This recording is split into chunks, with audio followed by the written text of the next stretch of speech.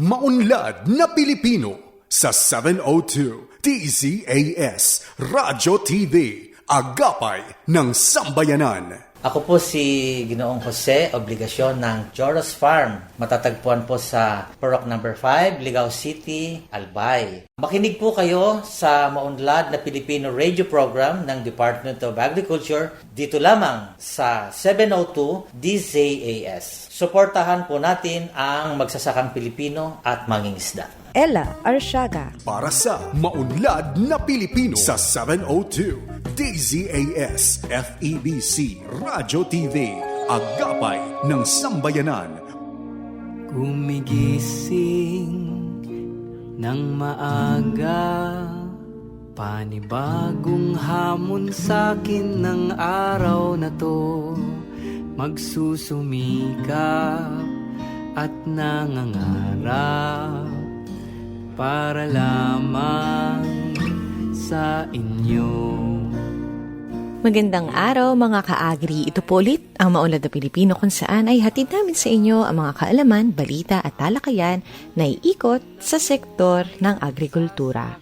Bago ang lahat, manalangin po muna tayo. Panginoon, gabayan mo po kami na unahin ang mga bagay na mahalaga. Ang pananampalataya, pamilya, kabutihan at pag-ibig. Turuan mo kaming umiwas sa anumang nagpapalayo sa inyo at sa tamang landas. Lord, bigyan niyo kami ng pusong mapagpasalamat, isip na malinaw, at lakas na sundin ang tama.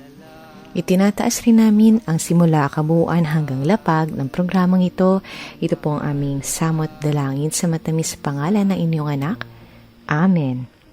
At para sa salita ng karunungan, para sa pasensya, sa katahimikan, nagmumula ang malinaw na isip. Magandang umaga po sa ating lahat. Ako po si Ella Arsiaga. Ngayon ay araw ng Sabado, ika-6 o una po para sa buwan ng Disyembre, taong 2025. Oh my gosh! Pumasok na po tayo sa, na-excite din po, sa and finally, December. Actually, na po tayo, talagang sinasabi nga po nila na kakaiba po kapag pumasok na sa Pilipinas ang mga buwan na nagtatapos sa Ber. So, nandito na po tayo sa last, which is in December. So, welcome po sa Season 7, Episode 49 ng Maunlad na Pilipino dito sa 702 DZAS FEBC Radio TV, Agapay ng Sambayanan. Sa mga kakatunin pa lang po, mga bagong kilala po sa, or yung mga first time po nating nakapakinig sa program na ito, accessible po tayo via online streaming ng dzas.febc.ph. Ganyan dito sa pamamagitan ng Facebook. Pagtungo lamang sa 702 DZAS FEBC Radio TV Facebook page. And of course, sa mga nakikinig po sa kanilang mga personal missionary radio or PM radios or simply sa mga radyo po natin sa Talapihitang 702 po tayo sa AM band. At nais na po natin bigyan ng puwang sa ating programa, syempre, mga mahalagang tao na kung wala po sila, wala po ang MNP. Wala pong iba kundi kayo po yun, mga listeners ng MNP, mga supporters po, mga kasama po namin, kumbaga sa other end of the line, kumbaga. Unang-una na nga po dyan nag-iwan ng kanyang mensahe si Ma'am Helen Arellano. Mapagpalang umaga sa lahat ng mga ka-MNP. Yun, kahit ano ang handa, basta si Jesus ang dahilan ng Pasko. Ayun, may kaugnayan po ito sa naging pahayag. Tungkol sa halagang 500 piso na kung saan ay sinasabing kasya na po ito para makapaghanda po ng Noche Buena. So, ayun po, napakagandang paalala. Basta si Jesus po yung dahilan ng Pasko. Thank you so much po, Ma'am Helen. At message po ni Ma'am Marlu Barbosa de Osera. Alam ko na yan, ma'am, gamit niyo yung account ng anak niyo. Sobrang mahal ang mga gulay, lalo na ang sibuyas at sili. Mga ka-MNP listeners, mag-organic gardening na tayo. Thank you so much po. And speaking of which, last November 30, that was last Sunday po, yung first Organic Agriculture Champions Run, kung saan nabigyan po ako ng pagkakataon na mag-facilitate po ulit ng isang hosting event, which is a fun run. So thank you so much to the National Organic Agriculture Program for the opportunity. And also, pagbati rin po sa nagdaang Nobyembre bilang National Organic Agriculture Month. At we move on to the next comment. Ayun, good morning po kina Sir or Ma'am Eneri Angolas, Liwayway Atienza, Ronald Young, Epifanio Salvador, Faustina Frankie Habla. Good morning, MNP. Good morning po kay Ma'am Nora Cancela, Dulce Alicante, yan, Jennifer Arili Cristalino sa tingin. Thank you for beautiful morning. Every gising is a blessing. At pagpapatuloy po ni Ma'am Leonida Tela sa Kada Rubio, belated happy birthday po, Ma'am Ella. Thank you so much po. Belated happy birthday din po sa inyong anak, si Lali, at sa inyong manugang na si Maria Cristina Nisola. Magandang umaga rin po kay Anthony Abrenica, Evangeline Manggubat, na nakikinig mula sa Calizon, Kalumpit, Bulacan. Salamat po sa MNP sa kaalaman tungkol sa ating pagsasaka. Walang anuman po. Maraming salamat po sa inyong pag-appreciate sa mga impormasyon na hinahatid po namin para sa inyo. Magandang umaga din po para kay Ma'am Felicidad, kay Dick Madrides Espiritu na nag-iwan din ang kanyang mensahe.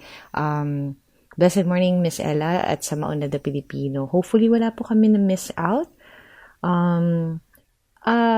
Kay Ma'am Leonida po, by the way,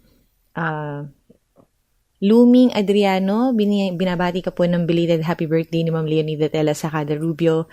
Nagdiwang po siya ng kanyang kaarawan noong November 29. So, 70th birthday. Thank you so much po for listening and for leaving these comments. Masaya po kami na makasama kayo sa lahat ng episode ng Mauna da Pilipino. At para po sa umagang ito, makasama po natin ang project leader of enhancement and commercialization of Pak Gulay. Yun po talaga siya. Veggie Crunch po ito, nahatid po ng DA Cagayan Valley Research Center or CVRC. Walang iba kundi si Ma'am Mary Jane Ibarra. Natikman nyo na po ba ang Pak Gulay at Veggie Crunch na ito? So, tunghayan po yan maya-maya lamang, kalakip ng ating Regions on the Go, kung saan hatid po ng ating mga rehiyon through their farmcasters. Yun po, yung mga parang, mga kasamahan. Hindi lang mga kasamahan po talaga natin from the regions. Hatid po sa atin mga balita mula sa kanilang mga respective na lugar. And of course, yung ating segment, katuwang po natin ang tinatawag na Philippine Rural Development Project, ang Unlad Komunidad. Kaya din po hindi tayo uwing walang bagong kaalaman pagkat hatid po sa atin ang ating Agri-Trivia segment na Batid ba ninyo kasama si Binibining Ira Cruz, ang ating mga did you know? Parang ganon. Literal na batid ba ninyo? So muli, hatid po namin yan sa inyo at marami pang iba, isang oras na hitik sa impormasyong ugnay sa agrikultura. At ngayon naman, narito ang ating mga kasamahang farmcasters para sa Regions on the Go.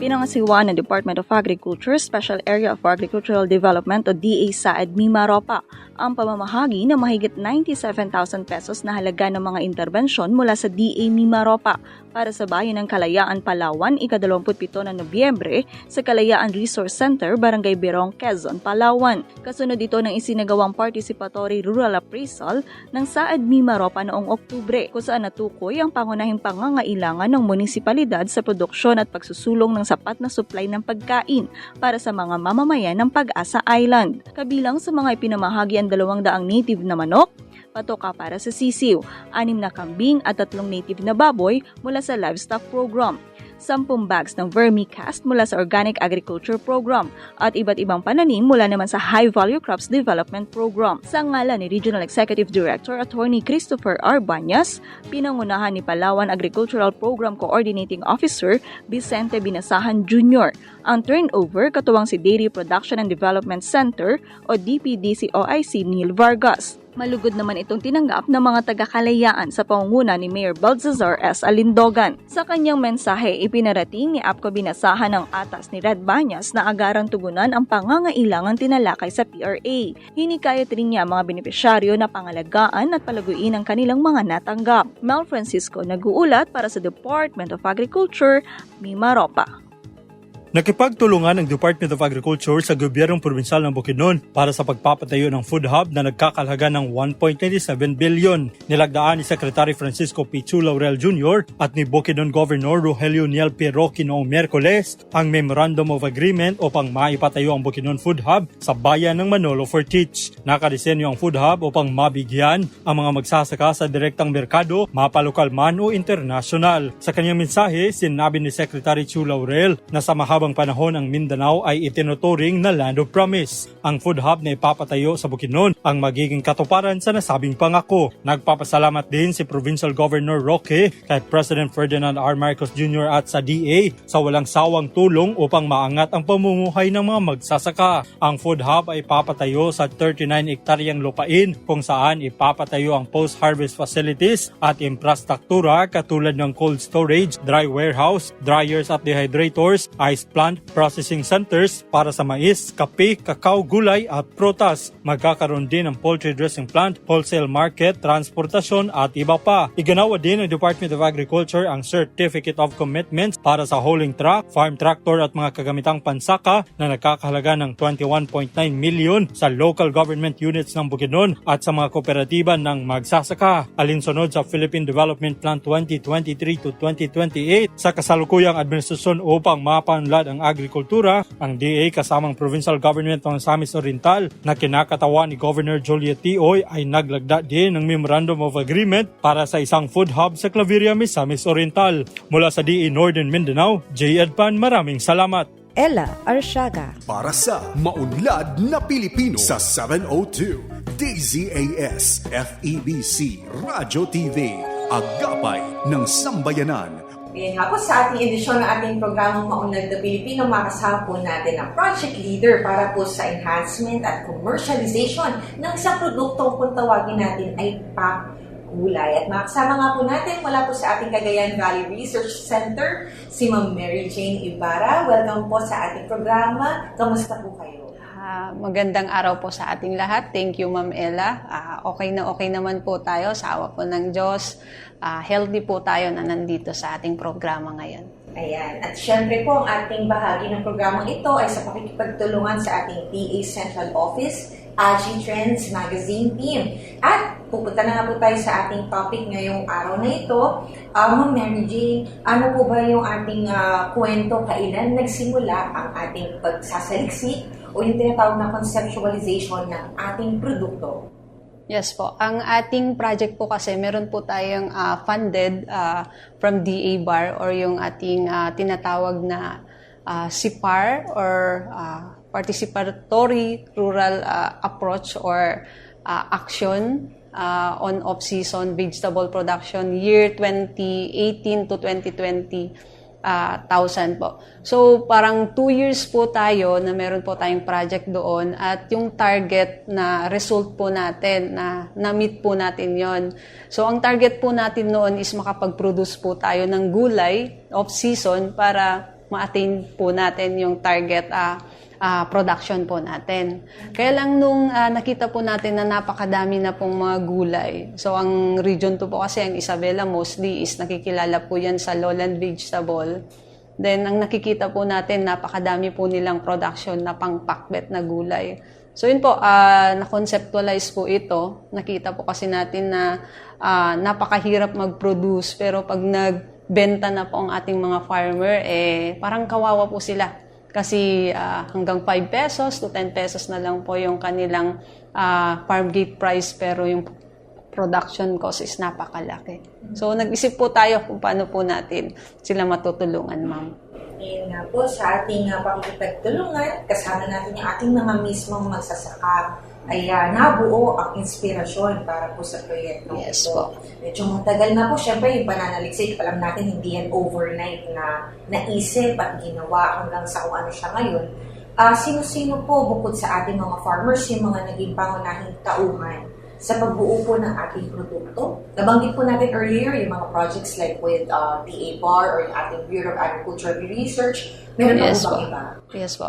Bali, ang talagang author po nitong ating CPAR or project na to is yung dating project leader po natin dati is si Red Rose po natin, Red Rosemary Aquino. Siya po yung red na ngayon at ang aming project leader dati na si Ma'am Leonida de Guzman.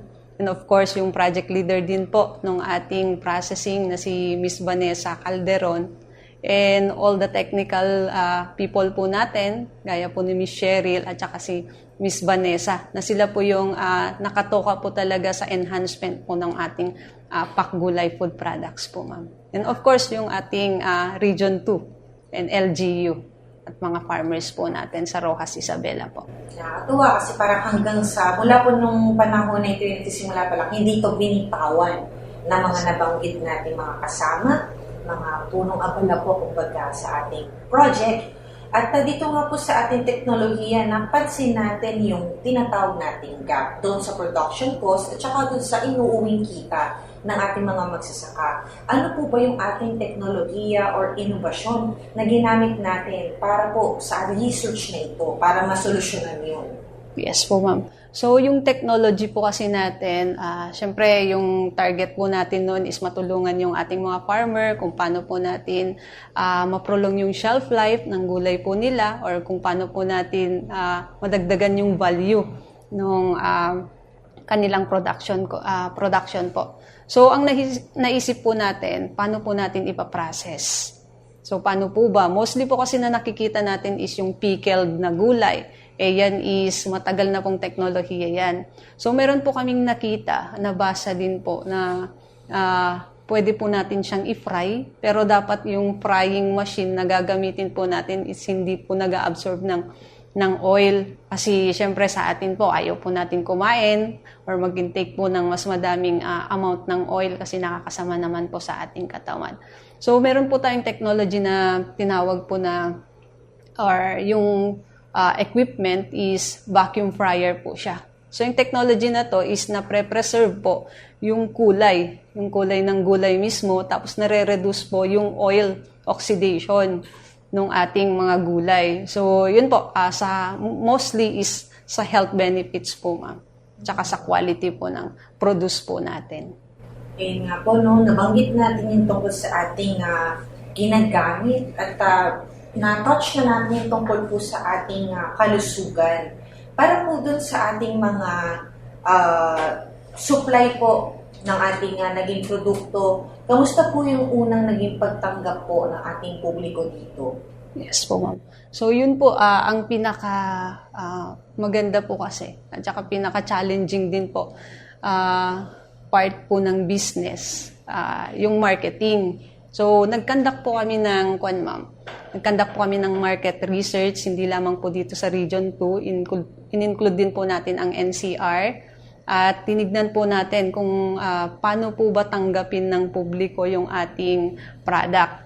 So, based po sa result ng ating research or market research nga po, gusto po nilang bilhin. At ngayon nga po is naghahanap na po sila kung saan po sila bibili. Lalong-lalo na po nung pinakita po natin yung dalawang product natin, which is the Veggie Crunch or chips po siya. Then, yun po is patok po sa mga all ages po yon. Tapos yung instant or ready to cook pinakbet po natin, ma'am, is gustong-gusto din po ng ating mga empleyado or yung mga walang time na mag-prepare ng pinakbet. So yun po, ma'am, napakalaking demand. Kaya lang hindi pa po natin nami-meet yung demand kasi nandito pa lang po tayo sa stage ng commercialization, ma'am. Magbabalik po ang Maunlad na Pilipino makalipas ang ilang sandali.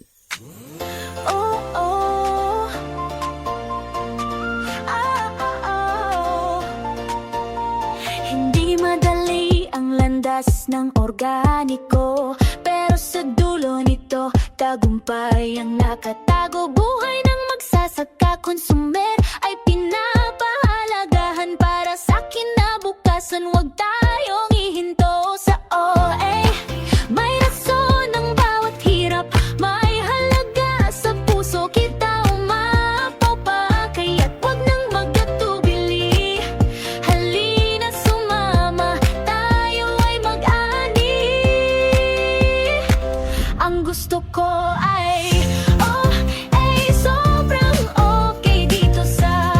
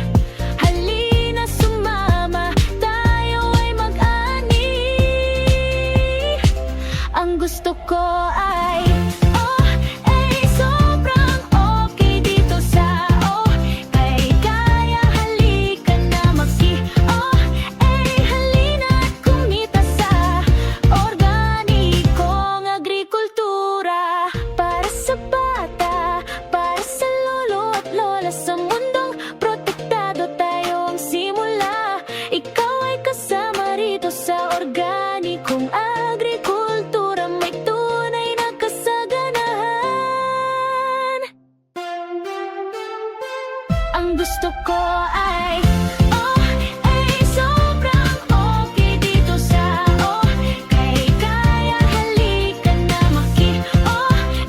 halina't kumita sa organikong agrikultura. Organikong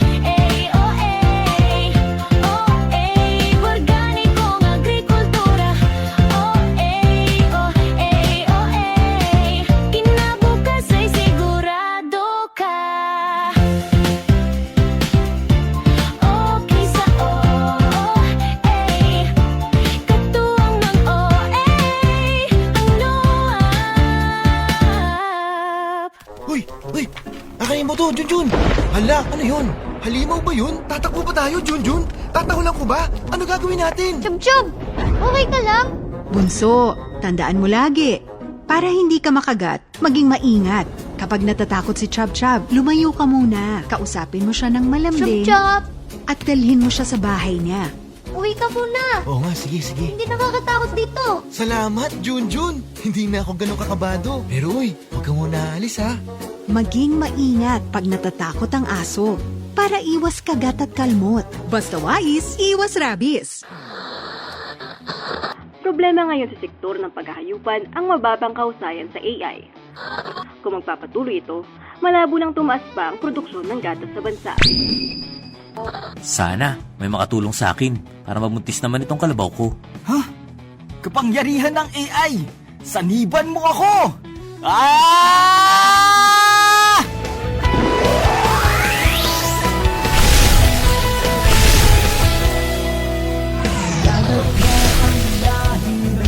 Wag nang mabahala!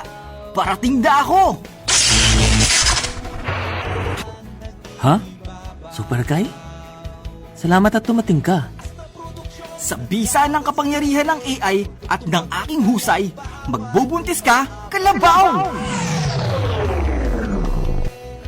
Maraming salamat, Super Kai. Isa ka talaga maasahang kaibigan. Para sa mabisang AI, tawagin si Super Kai! Mataas na uri ng kalabaw sa bagong Pilipinas. Super Kai!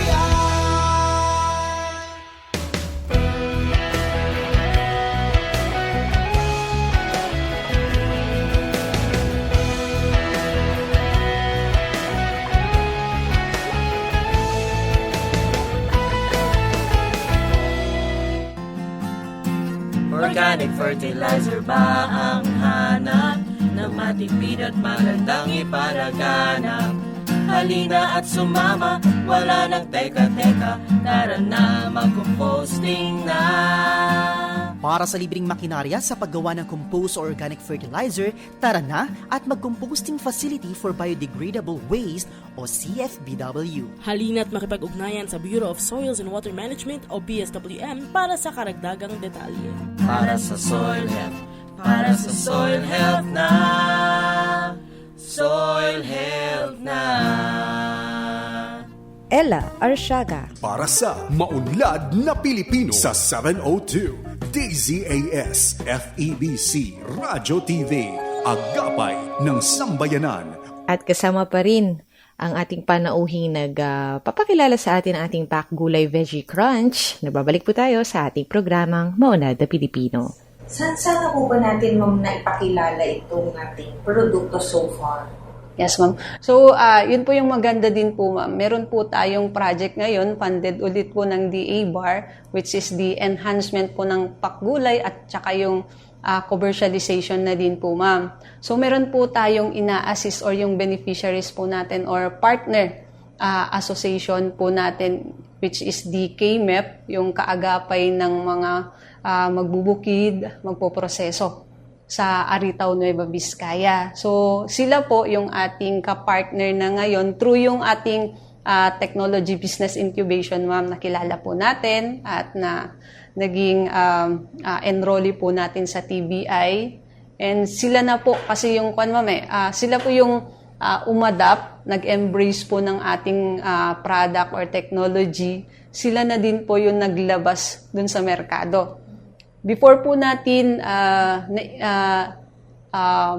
officially na-commercialize po ma'am is nakilala na po siya through yung mga trade fair po natin. Sumasama po kasi yung ating KMEP through Ma'am Reyna de Guzman po ma'am. So Region 2 nandyan na po. At saka lumalabas na din po ng Region 2 sa NCR nga po ma'am. Then ibang country na din po ma'am. Kasi through pasalubong po yan ma'am. Nire-request din po nila iba-ibang country na din po ang napuntahan ng ating produkto po ma'am. Alam po natin na ang mga kawani ng gobyerno ay sobrang daming mga ginagawa sa araw-araw. Kaya pa po ba natin ang demand na ito? Yun po ma'am. Kaya ang mandate na naman po natin dito sa DACVRC is to create the technology or to develop nga po. Then, ita-transfer po natin sa ating mga farmer beneficiaries or co-op po na kayang-kaya po nilang mag-produce ng ating technology po ma'am. Kaya sila na po yung magsusupply doon sa merkado po ma'am. Kumbaga, pin-perfect lang natin para yes po ma'am. Ito turn over sa ating mga magsasaka. Yes ma'am. And dito po sa ating supply ma'am, meron po ba tayong information about gaano karami po yung kaya nating introduce? Let's say in packages po siguro at how many grams po siya each? May ganun po ba tayong parang per day? Ayan, nais natin itanong kung gaano po ba karami yung usual po nating napoproduce in terms of packages, in grams, sa isang araw, let's say. Yes po, ma'am. Bali ngayon, ma'am, medyo limited po muna tayo kasi yung bibigay po nating machine sa ating partner beneficiary is isang vacuum fryer at ang capacity po nito is 20 kilogram per hour.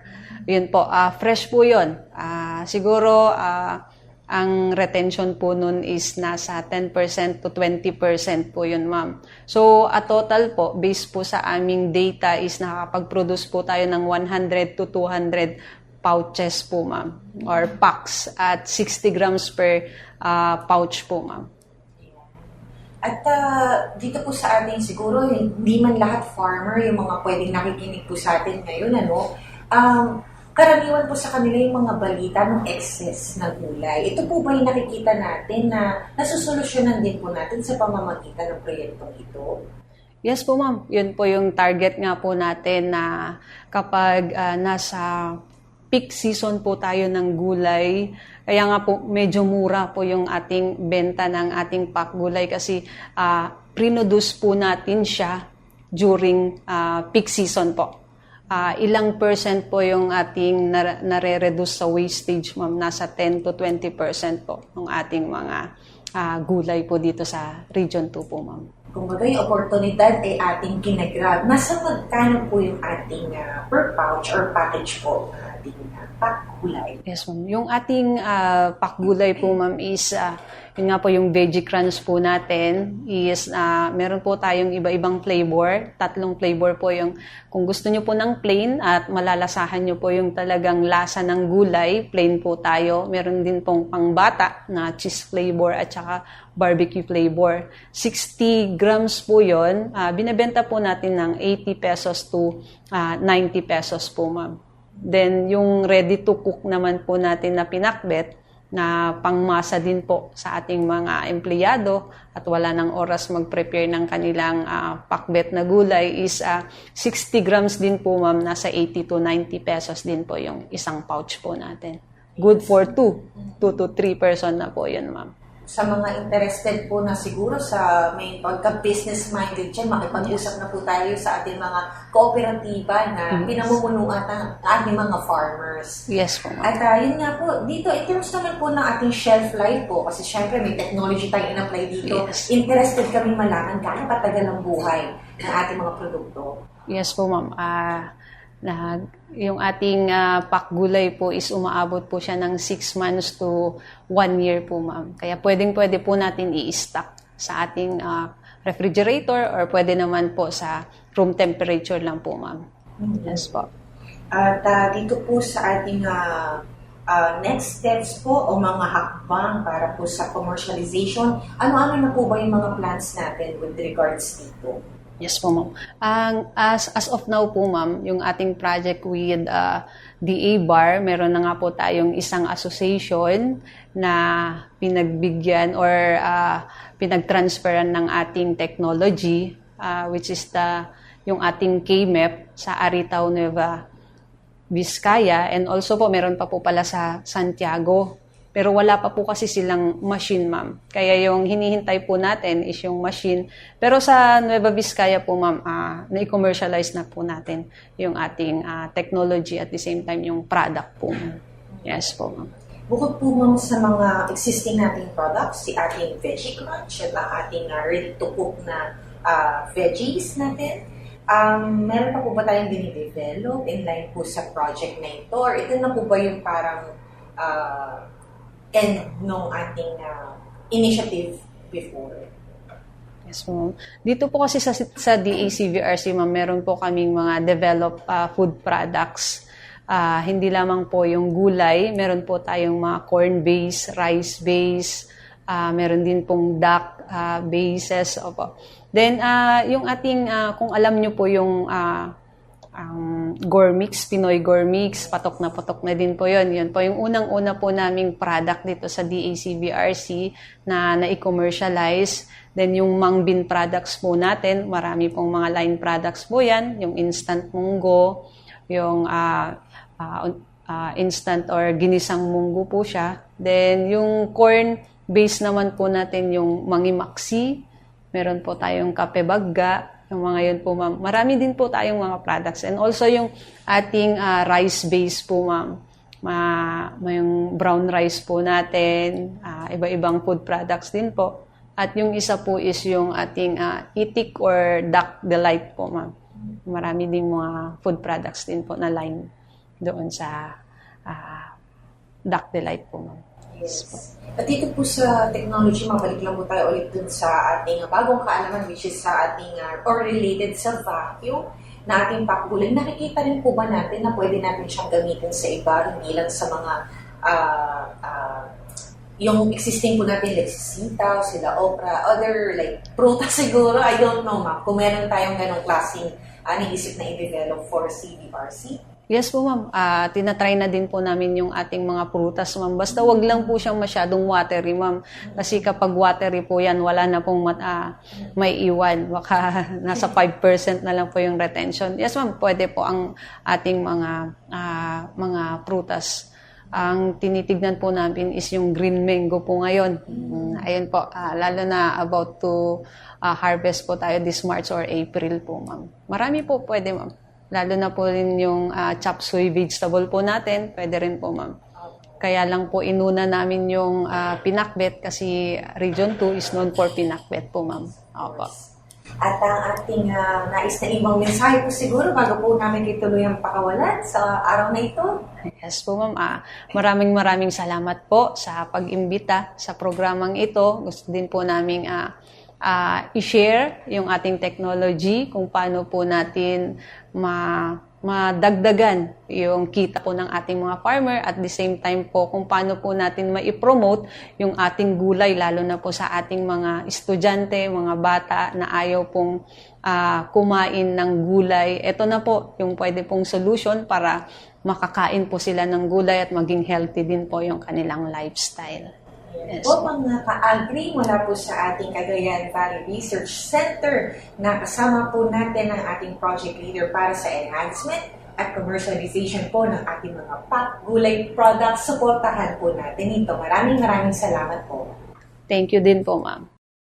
At narito po ang Unlad Komunidad o UK. Once again, katuwang po natin dito ang Philippine Rural Development Project. Hatid po sa atin ni Ma'am Myrel Joy Behasa ang ating UK sa araw na ito. Dito sa Unlad Komunidad, ating balikan ang pagpapalaganap ng Institutional Strengthening Action Plan na isinagawa ng Philippine Rural Development Project Calabarzon sa mga lokal na pamahalaan at farmers cooperatives and associations noong Oktubre. Isinulong ng Philippine Rural Development Project Calabarzon ang tapat, responsable at mas pinaghusay na paghahatid serbisyo publiko matapos nitong talakayin ang mga mekanismo nito laban sa pandaraya at katiwalian kasama ang mga local government units at farmers cooperatives and associations sa rehiyon. Ilan sa mga tinalakay ay ang mga kaugnay na batas at regulasyon gaya ng Republic Act 3019 o ang Anti-Graft and Corrupt Practices Act, Commission on Audit Guidelines on Procurement, World Bank Anti-Corruption Guidelines, DA-PRDP Scale-Up Grievance Redress Mechanism System, at mga posibleng red flags sa implementasyon, financing, at procurement ng mga DA-PRDP Scale-Up subprojects. Nakapaloob ang mga ito sa Institutional Strengthening Action Plan o ISAP na binuo ng Department of Agriculture at ng World Bank. Layo nitong palakasin ang mga umiiral na sistema at pamamaraan para maiwasan ang kaso ng pandaraya at katiwalian sa mga proyektong pinondohan ng Philippine Rural Development Project. Bahagi rin ito ng patuloy na pagpapahusay ng kabuang kalidad ng mga investments at serbisyo sa ilalim ng proyekto. Kasama sa aktibidad ang mga kawani ng DA Regional Field Office for Calabarzon at kasalukuyan at potensyal na partner local government units at farmers cooperatives and associations sa mga proyektong DA-PRDP Scale-Up. Sa kanyang mensahe, hinikayat sila ni PRDP Calabarzon Project Director Engineer Deliza Gruezo na makiisa sa pagsulong ng mga mekanismong nakapaloob sa ISAP sa kani-kanilang mga operasyon. So maraming salamat po sa inyong pagdating at nawa po ay madami po tayong matutunan sa maghapong ito. Hindi lang matutunan kundi ating pong may sa puso at may sa gawa dahil kailangan na po natin talagang seryosohin at para na rin po sa safety ng bawat isa na wala tayong maging problema, wala tayong maging kaso sa hinaharap at yung pong ating proyekto ay maipakita po natin sa ating pong mga kliyente, sa ating mga farmers, sa ating pong komunidad na ang mga proyekto na nanggagaling po sa gobyerno ay pwede pong ipagawa na naayon sa tamang gawin, sa tamang mga regulasyon na kaya po natin mag-propose, kaya natin magpagawa ng mga proyekto na naayon po sa batas. Napanatag rin ng mga LGU, lalo na ang mga mayroong kasalukuyang proyekto sa DA-PRDP Scale-Up na may gumagabay sa kanila upang matiyak na maayos at alinsunod sa batas ang kanilang pamamahala ng proyekto. Pinangunahan ng aktibidad ni na PRDP Calabarzon Project Director Engineer Deliza Gruezo, Deputy Project Director at ISAP Focal Person Edita Salvosa, at I-Support Component Head at ISAP Alternate Focal Person Attorney Radel Llagas. Nagsilbi namang tagapagsalita sa aktibidad sina Attorney Davelyn Torres, Action Officer ng DA-PRDP National Project Coordination Office, at Attorney Jerry Viernes Jr., Compliance Officer ng DA-PRDP Project Support Office South Luzon. Ang PRDP ay isang proyekto ng gobyerno at ng World Bank na naglalayong mapagtibay at mapaunlad ang sektor ng agrikultura sa bansa. Para sa iba pang kwentong DA-PRDP, patuloy na makinig dito sa Unlad Komunidad ng Department of Agriculture Philippine Rural Development Project, Enabling Communities, Expanding Opportunities.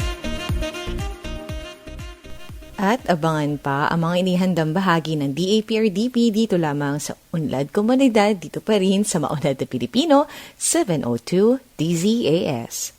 At kagaya po na nabanggit namin sa inyo kani-kanina lamang o sa start po ng ating programa, hatid po sa atin ni Binibining Ira Cruz ang ating Agri-Trivia segment.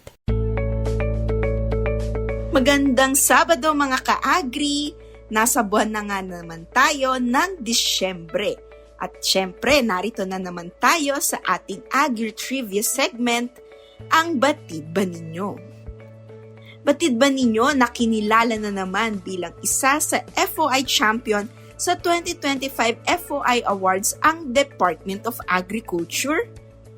Muling pinangaralan ang Department of Agriculture bilang runner-up FOI champion sa department category sa ginanap na 2025 Freedom of Information o FOI Awards noong Nobyembre 28, 2025. Magkasunod na taon na kinilala ang DA bilang FOI champion na muling nagpapatunay ng matibay nitong pakikiisa sa tapat at bukas na pamamahala. Kinilala ang DA bilang isa sa mga top requested agencies mula 2018 hanggang 2024 na nagpapakita ng patuloy na tiwala at pag-asa ng publiko sa ahensya para sa maagap at makabuluhang impormasyon sa agrikultura. Tinanggap ng DA-FOI team ang parangal para sa ahensya na pinangunahan ni Assistant Secretary at DA-FOI Decision Maker Arnel de Mesa kasama sina FOI Receiving Officers Crystal Joyce Merle at ang inyong lingkod Ira Cruz. Si Miss Crystal Joyce Merle, Information Officer 2 ng DA Agriculture and Fisheries Information Division o AFID ay tumanggap din ng Best FOI Receiving Officer Award bilang pagkilala sa kanyang natatanging ambag sa pagtataguyod ng akses ng publiko sa impormasyon ng pamahalaan. Ito na ang ikapangatlong FOI Award niya mula nang simulan ang programa noong 2016. Ang FOI program na itinatag sa ilalim ng Executive Order No. 2, Series of 2016 ay nag-uutos sa lahat ng ahensya ng pamahalaan na isulong ang transparency at pananagutan sa pamamagitan ng pagpapalaganap ng akses sa mga pampublikong dokumento at talaan. Pinangungunahan ng DA-AFID ang implementasyon at pagsunod ng kagawaran sa FOI program. O ngayon, alam nyo na, muli, congratulations sa AFID at sa DA. At iyan po ang ating Agri-Trivia segment. Ako po si Ira Cruz. Muli ay nagpapasalamat po kami sa oportunidad na kayo ay aming mapaglingkuran sa pamamagitan ng MNP or ang Maunlad na Pilipino. Ito po ay programang pangradyo na hatid sa inyo ng Department of Agriculture, Agriculture and Fisheries Information Division. At para sa pagkaing kaisipan, mula sa aklat ni Habakuk, 3 kabanata, talata 11, ang Panginoong Yahweh ang sa akin nagpapalakas. Tulad ng usa, tiyak ang aking mga hakbang.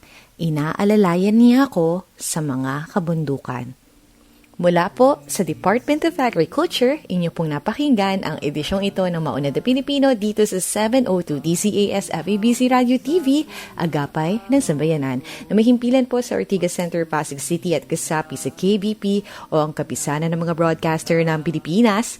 As always, nagpapasalamat po kami sa aming DZAS family na katuwang sa episode na ito at sa lahat ng episode natin sa inyo. And of course, sa iyo po na nakikinig, simpleng nakikinig na kumakain na marahil ng kanya napakasarap na breakfast. Thank you so much for joining us this morning. Panalangin po namin lagi kayo nasa maayos sa kalagayan sa kaluguran ng ating Panginoon. Magbabalik po ang ating programa sa susunod na Sabado. Samahan niyo po kami ulit sa ganap na ika-5 hanggang 6 ng umaga. Kasama po ang lahat ng aming katuwang para sa pagbuo ng programang ito. Kagaya po ni Binibining Ira Cruz, ito po ang Maunlad na Pilipino sa ngalan po ng lahat ng mga kinatawan ng aming Agriculture and Fisheries Information Division, Regional Agriculture and Fisheries Information Sections, aming mga DA Regional Field Offices, and of course, ang aming tanggapan na matatagpuan po sa DA Central Office. Maraming salamat po. Magtanim ng pangarap, mag-ani ng tagumpay para sa masaganang bagong Pilipinas. Ako po si Ella Arishaga. Enjoy the rest of the weekend! Maunlad na Pilipino sa 702 DZAS Radio TV. Agapay ng Sambayanan.